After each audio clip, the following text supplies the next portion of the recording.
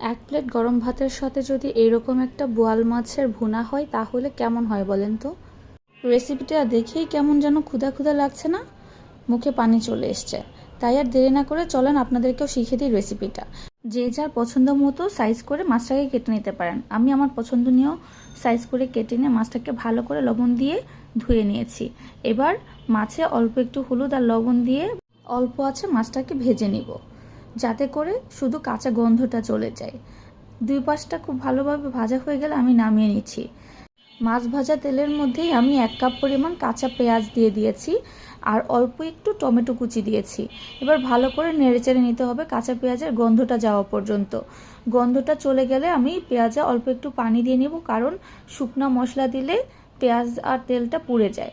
তাই আমি একটু পানি দিয়ে তার মধ্যে দিয়েছি হাফ চা চামচ রসুন বাটা আর 1 চিমটি পরিমাণ আদা বাটা।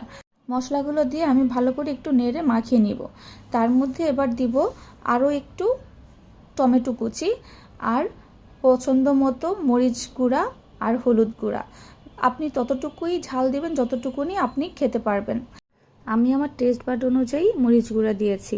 এবার খুব ভালো করে মশলাটাকে তেলের সাথে মিশিয়ে নিতে হবে, ঠিক যতক্ষণ পর্যন্ত না তেলটা উপরে চলে আসবে। এই মুহূর্তে আমি অল্প একটু পানি দিয়ে নিচ্ছি, যেন মশলাটার সাথে পেঁয়াজটা খুব ভালোভাবে কষানো হয়ে যেতে পারে। আমি কিছুক্ষণ ঢেকে রেখেছিলাম। যখন দেখলাম তেলটা উপরে চলে এসেছে তখন আমি এর মধ্যে মাছটা দিয়ে দিয়েছি। এই পর্যায়ে মাছের সাথে মশলাটাকে খুব ভালোভাবে নেড়ে চেড়ে দিতে হবে।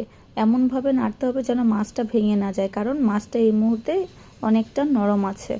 আমি খুব আলতো হাতে মাছটার সাথে মশলাগুলোকে মাখিয়ে দিয়েছি। এবার কিছুক্ষণ আমি ঢেকে রাখবো। ঠিক 5 মিনিট পর ঢাকনা খুলে আবার কিছুক্ষণ নেড়ে চেড়ে দিব। এবার আমি আমার পছন্দ মতো ঝোল দিয়ে নিচ্ছি। অবশ্যই সবসময় তরকারিতে গরম পানি ব্যবহার করবেন, কারণ গরম পানি ব্যবহার করলে তরকারির টেস্টটা অক্ষুণ্ণ থাকে। পানি দেওয়ার পর আমি মাছটাকে আরেকটু ভালো করে নেড়ে চেড়ে দিয়েছি, যেন পানি আর মশলার মিশ্রণটা খুব ভালোভাবে মিশে যেতে পারে। আমি এবার 5 মিনিট ঢেকে রেখেছিলাম। 5 মিনিট পরে আবার ঢাকনাটা খুলে খুব ভালোভাবে মাছটাকে উল্টে পাল্টে দিচ্ছি, যেন মাছের ভিতর পর্যন্ত মশলাটা ঢুকে যেতে পারে আর মাছটাকে সুস্বাদু বেশি করে ফেলতে পারে। এখন তেলটা উপরে উঠে আসছে, এবার বুঝতে হবে মাছটা রান্না করা হয়ে গিয়েছে। আমি এই পর্যায়ে তরকারিতে কিছু ধনেপাতা দিয়ে নিচ্ছি। এটা বড় ধনিয়া বলে আমাদের দিকে, আপনাদের দিকে কি বলে জানাবেন। আমি কুচি কুচি করে ধনিয়াটা মাছের উপরে দিয়ে জাস্ট মাছটাকে সার্ভিং বলে সার্ভ করে নিয়েছি। ব্যাস হয়ে গেল আমার মজাদার এবং সুস্বাদু বোয়াল মাছের ভুনা। পুরা রান্নাটা দেখে আপনাদের কি মনে হয়েছে? একবারও কি জিভে জল আসেনি? জিভে যদি জল এসে থাকে তাহলে বাসায় রান্না করে খেয়ে দেখবেন রান্নাটা আসলেই কেমন মজা হয়েছে।